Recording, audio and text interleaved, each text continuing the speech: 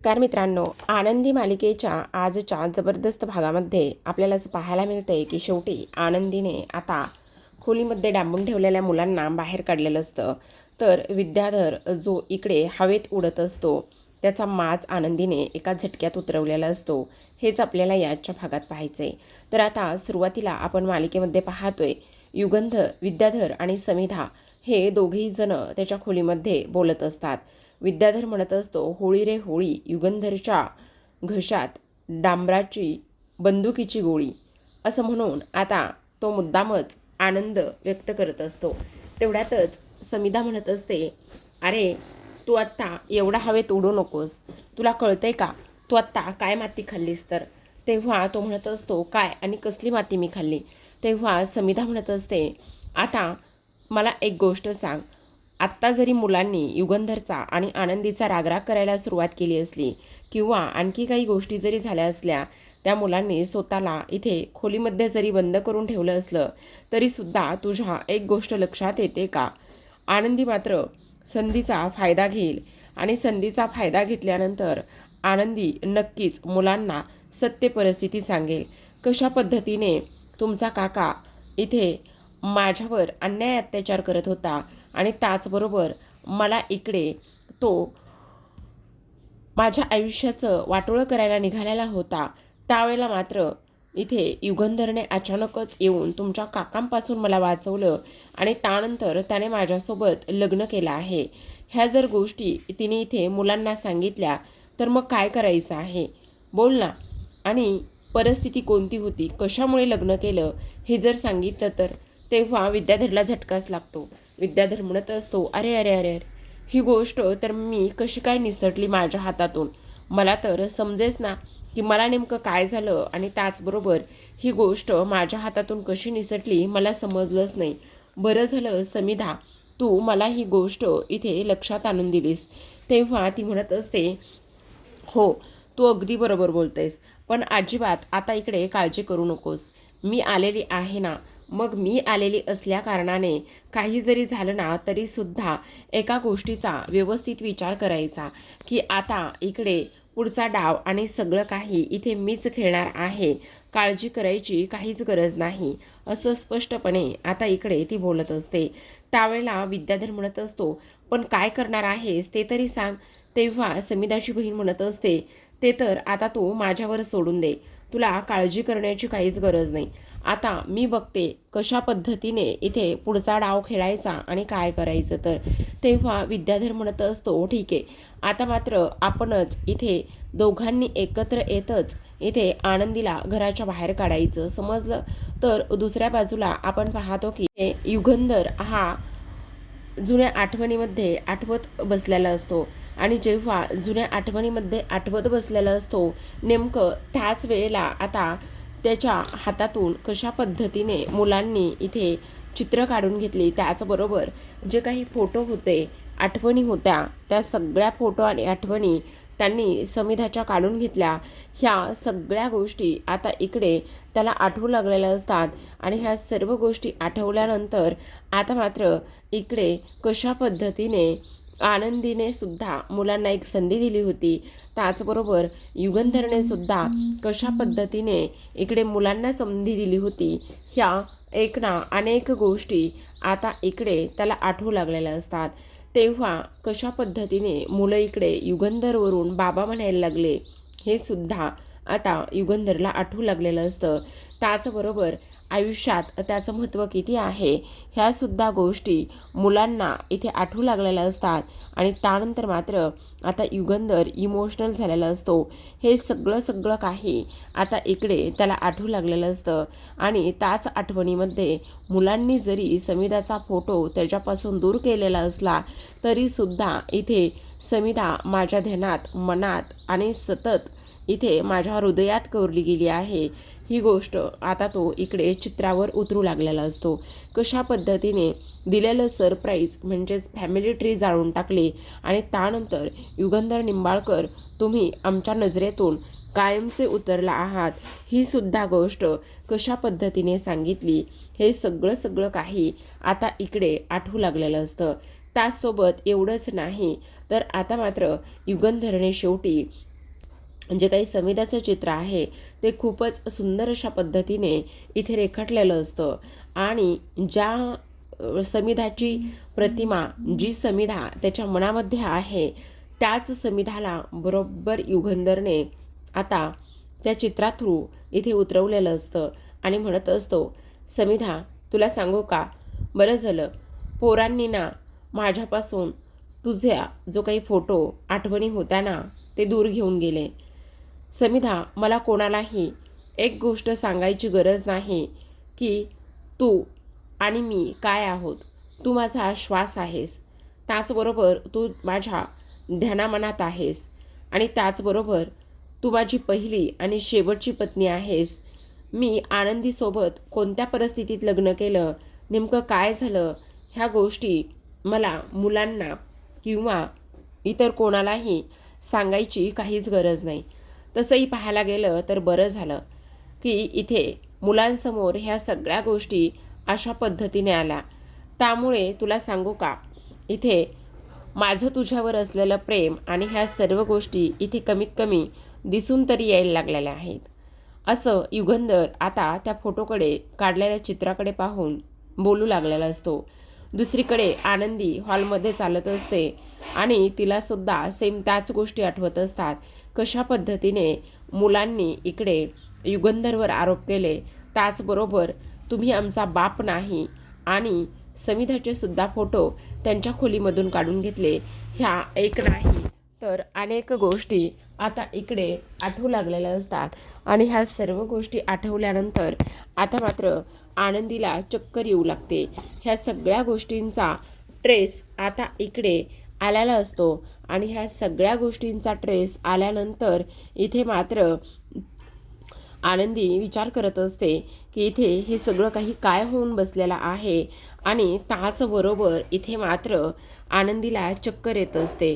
ती खाली पडणार तर लगेचच इथे आता आरती आणि आर्ची इथे लगेचच तिला पडताना सावरण्याचं काम करत असतात आणि पडताना सावरण्याचं काम केल्यानंतर त्या म्हणत असतात, आनंदी. तेव्हा आनंदी म्हणू लागते, आर्चे आणि आरतीताई तुम्ही दोघीजणीसुद्धा? हो, बरं झालं तुम्ही दोघीजणी आलात. हो, ह्या ताईंनी आम्हाला फोन करून सर्व काही इथे घडल्यालं सगळं सांगितलं. आनंदी रडायला लागते आणि म्हणत असते, तुला खरं सांगू का आरतीताई, आत्ता या वेळेला ना मला तुम्हा दोघींची सुद्धा फार जास्त गरज होती. आपण काय केलं आणि हे सगळं काय होऊन बसलंय ग.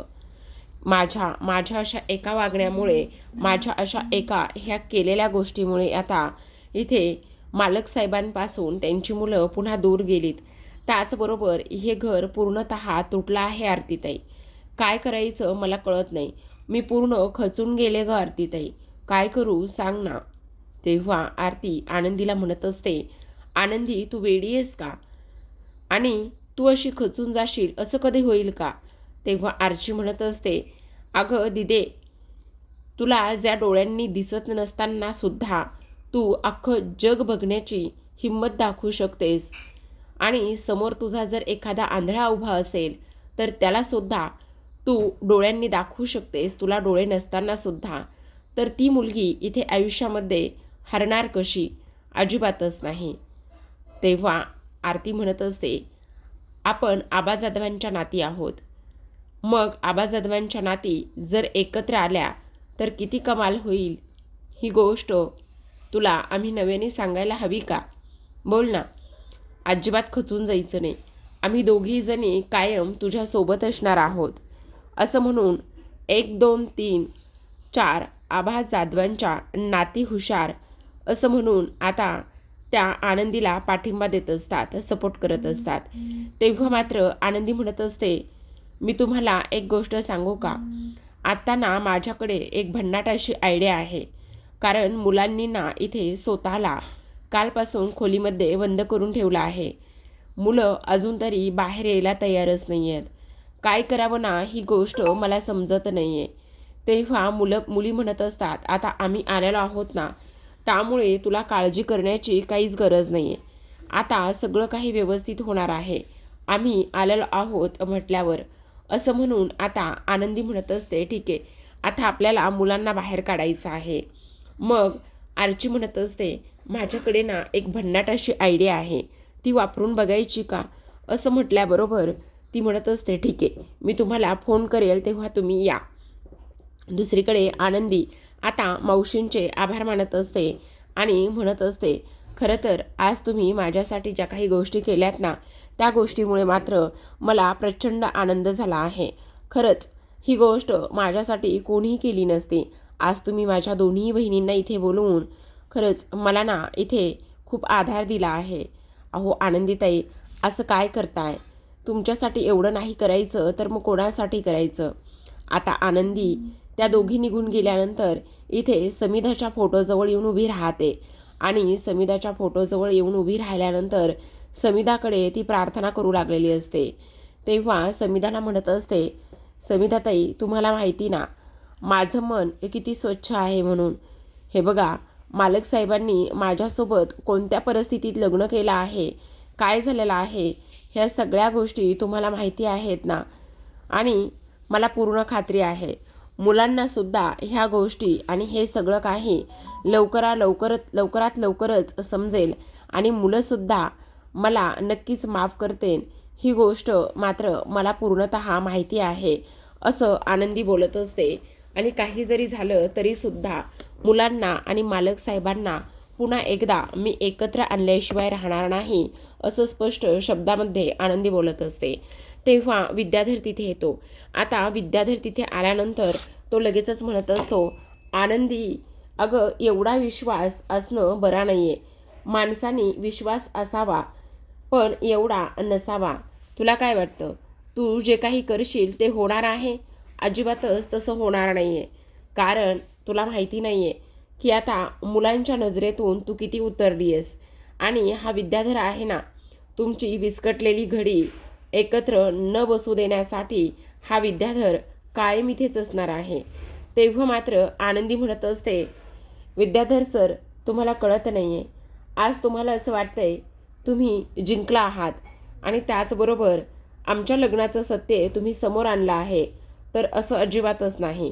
तुमचा कपटीपणा, तुमचा नीचपणा आणि तुमचं कटकारस्थानं आज मात्र इकडे समोर आलेलं आहे. ही गोष्ट मात्र तुम्ही अजिबातच इकडे विसरू नका, असं सुद्धा आता इकडे आनंदी स्पष्ट शब्दामध्ये इथे विद्याधरला सांगत असते. आणि विद्याधरला ह्या सर्व गोष्टी सांगितल्यानंतर आता मात्र विद्याधर म्हणत असतो, एकतर तुला दिसत नाही आहे आणि दिसत नसून सुद्धा तुला मात्र एवढा माज कसला गा आहे? तेव्हा आनंदी म्हणत असते, हा माज नाही आहे, हा माझा विश्वास आहे. ही गोष्ट तुम्ही कधीच विसरू नका, असं आता इकडे आनंदी बोलत असते. आणि तुम्हाला आणखी एक गोष्ट सांगते, तुम्हाला असं वाटत असेल तुम्ही आत्ता जिंकलात म्हणून, पण तुम्ही जिंकला नाही आहात. मी आनंदी आहे. डोळे नसतानाही हे जग पाहण्याची हिंमत दाखवणारी मी मुलगी आहे, समजलं तुम्हाला? आणि तुम्हाला असं वाटत असेल की आत्ता तुम्ही फक्त आमच्या लग्नांचं हे सत्य समोर आणून इथे खूप मोठा तीर मारला आहे, तर असं अजिबातच नाही. ही गोष्ट मात्र तुम्ही कायम लक्षात ठेवा. मी आनंदी आहे, समजलं तुम्हाला? आता मी सुद्धा बघा इथे मालक साहेब आणि त्याचबरोबर मुलं ह्या सर्वांना कसं एकत्र आणते आणि पुन्हा या घरामध्ये असणारं जे काही गोकुळ आहे ते गोकुळ पुन्हा मी कसं इथे करते हे तुम्ही पाहाच, असं आनंदी स्पष्ट शब्दामध्ये आता इकडे बोलत असते. आता हे सर्व काही बोलल्यानंतर मात्र इथे विद्याधर म्हणत असतो, हो का? हो, एवढा माज तुला? आनंदी म्हणत असते, हा माज नाही आहे, हा माझा विश्वास आहे. माझ्या कर्तृत्वावर असलेला हा विश्वास आहे. आता लढाई इथे माझ्या एकटीची असणार आहे, असं स्पष्ट शब्दामध्ये आता इकडे ती बोलत असते. तेव्हा दुसरीकडे आपण पाहतो की आता विद्याधर रागामध्येच तिथून निघून जातो. कारण त्याला असं वाटत असतं की आता आनंदीने ही गोष्ट ठरवली म्हटल्यावर ती नक्कीच काहीतरी करू शकते का. दुसरीकडे आपण पाहतो की आता माई आणि त्याचबरोबर बापू हे धावतच आनंदीकडे आलेले असतात. आणि धावतच आनंदीकडे आल्यानंतर ते म्हणत असतात, आनंदी, आनंदी, खूप मोठा प्रॉब्लेम आहे गं. तेव्हा आनंदी म्हणत असते, काय झाले? तुम्ही अजिबात काळजी करू नका, सगळं काही व्यवस्थित होणार आहे. तेव्हा ते म्हणत असतात, काय व्यवस्थित होणार आहे समजत नाही आहे. अगं कालपासून मुलांनी इथे स्वतःला खोलीमध्ये बंद करून ठेवलं आहे. मुलं कशी आणि कशा पद्धतीने बाहेर येणार आहेत तेच काही केल्या आता इकडे मला समजत नाही आहे. काय करावं काहीच कळायला मार्ग नाही आहे. तेव्हा मात्र आनंदी म्हणत असते, माई बापू प्लीज तुम्ही असं हारून जाऊ नका बरं. ह्या सगळ्या गोष्टी अशा पद्धतीने होतील ना की तुम्हाला काळजी करण्याची काहीच गरज नाही आहे. का असं करताय तुम्ही? हे बघा सगळं व्यवस्थित होणार आहे आणि तुम्ही अजिबात काळजी करू नका. मुलांना कसं आणि कुठे बाहेर काढायचं कधी बाहेर काढायचं हा पूर्ण आता मी घेतलेला निर्णय आहे. त्यामुळे तुम्हाला इथे काळजी करण्याची काहीच गरज नाही, असं आनंदी आता इकडे बोलत असते. तेव्हा बापू आणि माई म्हणत असतात, पण तू नेमकं काय करणार आहेस ते तरी जरा सांग. तेव्हा आनंदी म्हणत असते, माझ्याकडे भन्नाट आयडिया आहे. असं म्हणून आता आनंदी इथे आरती आणि आर्चीला बोलवून घेणार असते आणि त्यानंतर इथे तिच्या मनामध्ये असलेली ती भन्नाट कल्पना आणि भन्नाट आयडिया आता इकडे ती सांगणार असते. तेव्हा मात्र इथे माई आणि बापू म्हणत असतात, हे सगळं ह्या पद्धतीने होईल का? तेव्हा आनंदी म्हणत असते, हो का नाही होणार, नक्कीच हे सगळं ह्या पद्धतीने होणार. आणि बापू म्हणत असतात, मग मुलं नक्कीच बाहेर येतील ना? तेव्हा पुन्हा आनंदी म्हणत असते, हो बापू तुम्ही अजिबात काळजी करू नका, मुलंसुद्धा लवकरात लवकर बाहेर येतीलच, असा हा आनंदीचा आता इकडे विश्वास असतो. तर आता प्रेक्षकांनो, आनंदीचा हा विश्वास नक्कीच मार्गी लागेल आणि त्याचबरोबर मुलं बाहेर नक्कीच येतील. कारण आनंदीचा विश्वास आणि हे तिने मुलांवर दाखवलेलं प्रेम हे नक्कीच जिंकणार, हे सुद्धा तेवढंच खरं आहे. आता मात्र इकडे माई म्हणत असतात, आनंदी खरंच सांगू का, तुझं कौतुक करावं तेवढं कमीच आहे. जेव्हा कोणतीही गोष्ट आम्ही तुझ्याशी बोलतो ना त्यावेळेला मात्र आम्हाला प्रचंड आनंद इथे होत असतो. तेव्हा आनंदी म्हणत असते, तुम्ही नका काळजी करू, चला माझ्याबरोबर. तेव्हा आरती आणि सोबतच आनंदी आता हे सुद्धा आलेले असतात. मग आर्चीकडे आता एक खोटी पाल असते आणि खोटी पाल असताना ती आता इकडे मितालीच्या बेडवर फेकत असते. खरं तर इथे प्रांजल हा जमिनीवर झोपलेला असतो आणि जेव्हा प्रांजल जमिनीवर झोपलेला असतो तेव्हा तो कंटिन्यू बडबड करत असतो, म्हणत असतो, बाबा तुम्ही आम्हाला फसवले, का तुम्ही आमच्यासोबत अशा पद्धतीने वागलायत? हे सगळं काही तुमच्यामुळे झालेलं आहे. बाबा तुम्ही आमच्या आईला फसवले, तुम्ही दुसरे लग्न केलं आहे, असं इकडे तो कंटिन्यू बडबड करत असतो. तेव्हा आता मिताली त्याच्याजवळ जाते आणि त्याला पांघरून वगैरे घालत असते आणि काळजी करू नको असं सुद्धा म्हणू लागत असते. तेवढ्यातच तिच्या समोर ती पाल दिसते. मग आता मितालीच्या समोर ती पाल दिसल्याबरोबर तिला मात्र अजूनच टेन्शन आलेलं असतं आणि ती म्हणत असते, हे सगळं काही काय आहे? त्याचबरोबर आरडाओरडा करत असते, घाबरलेली असते. पाल आहे पाल आहे असं म्हणून इथे पृथ्वीला आणि त्याचबरोबर प्रांजल ह्या दोघांना सुद्धा तिने आता इकडे उठवलेलं असतं. माई बापू प्रांजल आणि त्याचसोबत पृथ्वी ह्या दोघांना सगळ्यांना पाहत असतात आणि मिताली कशा पद्धतीने घाबरलेली आहे ही सुद्धा गोष्ट आता माई आणि बापू इथे पाहत असतात. तेव्हा माई म्हणत असतात, आता खूप मजा येणार आहे. तेवढ्यातच आता मिताली दरवाजा उघडते आणि दरवाजा उघडून शेवटी ती धावतच बाहेर निघालेली असते. आता मिताली बाहेरच आल्यानंतर इथे पृथ्वी आणि त्याचबरोबर प्रांजल हे दोघेही जण बाहेर येतात. प्रांजल हसत असतो, तो म्हणत असतो, अगं मिताली ती खोटी पाला आहे, धावू नकोस ना प्लीज मिताली, धावू नकोस ना. पण मिताली म्हणत असते, नाही नाही, वाचवा वाचवा, इथे माझ्या खोलीमध्ये पाल होती, असं म्हणून मिताली आरडाओरडा करत असते. तेवढ्यातच आर्ची आणि आरती ह्या दोघी जण येतात आणि इथे मितालीच्या अंगावर एक रग अंथरून पांघरून टाकत असतात आणि स्वतःच्या डोक्यावरती सुद्धा साड्या गुंडाळलेल्या असतात. आता सोडा मला असं कोण आहे असं इकडे ती बोलत असते. तेवढ्यातच तिथे विद्याधर येतो. विद्याधर शिल्पाच्या हातातली काठी घेतो. आर्ची आणि आरती ह्या दोघींना सुद्धा तो मारणार असतो. तेवढ्यातच आनंदी मध्ये पडते आणि थांबा असं म्हणत असते. थांबा असं म्हटल्याबरोबर लगेचच आता इथे मात्र तुम्ही कोण आहात असं म्हणून इथे युगंधर आता आर्चीच्या डोक्यावरचा साडीचा पल्लू बाजूला करतो आणि तेव्हा आर्ची दिसते. त्यानंतर समोर आरतीच्या डोक्यावरचा सुद्धा पदर तो बाजूला करतो आणि त्यानंतर त्याला पुन्हा एकदा आरती दिसत असते. मग आरती आणि आर्ची इथे दोघी जणी दिसल्यानंतर युगंधर म्हणत असतो, तुम्ही दोघी जणी इथे काय करत आहात? आणि तेव्हा मात्र इथे ह्या दोघी जणी इथे असल्या कारणाने आता पृथ्वीला अजूनच राग आलेला असतो. पृथ्वी म्हणत असतो, आरती तू इथे काय करायला लागलेली आहेस? तुझी हिंमत कशी झाली माझ्या बहिणीला हात लावण्याची? तुम्ही समजता कोण स्वतःला? त्याचबरोबर असं म्हटल्याबरोबर आता मात्र हा जो काही विद्याधर आहे तो विद्याधर इथे चोंबडेपणा करायला येत असतो. तो म्हणत असतो, इथे निंबाळकरांच्या घरामध्ये चोर घुसलाय आणि त्याचबरोबर ह्या आनंदीच्या बहिणीने इथे आपल्या मितालीला गायब करण्याचा इथे प्लॅन केला आहे. ही गोष्ट मात्र तेवढीच महत्त्वाची आहे असं हा विद्याधर म्हणत असतो. आणि या घरामध्ये जर कुणी चूक केली तर त्याला पोलिसामध्ये देतात, त्याचबरोबर त्याला शिक्षा देतात. ही गोष्ट सुद्धा तेवढीच महत्त्वाची आहे. मग आता मात्र इथे ताबडतोब पोलिसांना बोलवायचं आणि ह्यांना पोलिसामध्ये द्यायचं. तेव्हा इथे शिल्पा म्हणत असते, हे सगळं काय आहे? तुम्ही आमच्या घरामध्ये शिरून इथे आमच्याच मुलीला आता किडनॅप कसं काय करू शकत होता? तुम्ही हा धंदा केव्हापासून सुरू केला आहे मुलींना गायब करण्याचा? असं शिल्पा इथे बोलू लागलेली असते. तेव्हा मात्र पृथ्वीला सुद्धा आनंदीचा आणि आरतीचा राग येऊ लागलेला असतो आणि ताबडतोब पोलिसांना बोलवा आणि ह्यांना पोलिसामध्ये द्या असं स्पष्टपणे हा विद्याधर बोलत असतो. तेव्हा आनंदी जोरातच ओरडते आणि म्हणत असते, 1 मिनिट मालक साहेब, यामध्ये माझ्या बहिणींची काही चूक नाही आहे.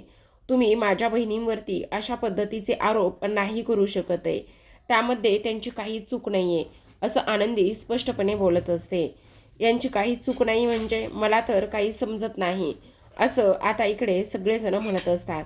तेव्हा आनंदी म्हणत असते, खरं तर त्यांनी हे सगळं काही माझ्या सांगण्यावरून केलं आहे.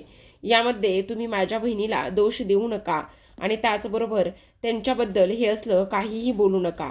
ह्या सगळ्या गोष्टीमध्ये माझा हात आहे आणि ह्या सगळ्या गोष्टी त्यांनी माझ्या सांगण्यावरून केल्या आहेत असं स्पष्टपणे आनंदी आता इथे बोलू लागलेली असते.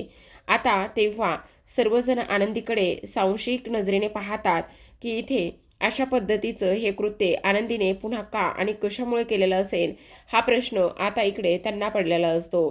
तेव्हा मात्र इथे आता हे सगळेजण आनंदीकडे उत्तराच्या अपेक्षेनेच पाहत असतात.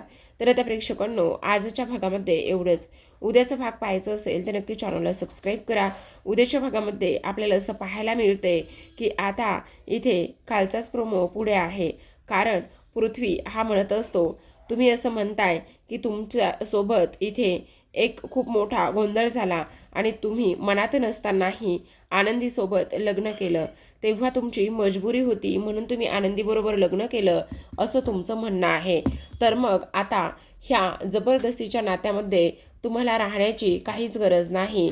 तुम्ही हे जबरदस्तीचं नातं आणि त्याचबरोबर हे सगळं काही इथे बंद करा. कारण तुम्हाला आता हे सगळं काही करण्याची काहीच गरज नाही आहे. तुम्ही ह्या घटस्फोटाच्या कागदावर सह्या करा आणि ह्या जबरदस्तीच्या नात्यातून तुम्ही मोकळे व्हा असं स्पष्टपणे आता इथे तो बोलत असतो. आता हे सर्व काही बोलल्यानंतर आनंदीला मात्र खूप मोठा धक्का बसतो. ती तर विचारात हरवलेली असते की आता घटस्फोटाचं मुलांनी ठरवलेलं आहे. मी तर 7 जन्मासाठी मालक साहेबांना मागून घेतलंय आणि मुलं मात्र इथे घटस्फोट दे म्हणत आहात. तर प्रेक्षकांनो, आता आनंदी नेमका काय विचार करेल आणि पृथ्वीची अक्कल कशी ठिकाणावर आणेल हे पाहणं फार रंजक आहे. तर पाहत रहा आनंदी.